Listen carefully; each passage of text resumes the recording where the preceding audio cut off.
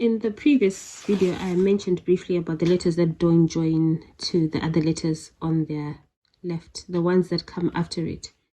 So this alif, dal, dha, ra, za, and waw, called the naughty letters. This page is in Arabic. I don't understand that yet, but hopefully one day I will be.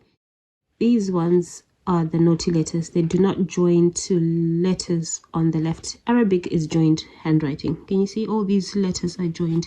But they are letters, these ones, which are exceptions. They don't join to letters on their left. Yes, on their left. I'm getting confused about right and left because of how you write Arabic.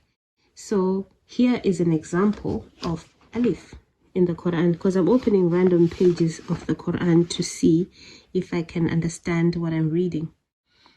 There's alif there, and it doesn't join to the one next to it. Can you see?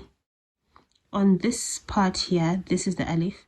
It joins to the letter before it, but not to the letter after it.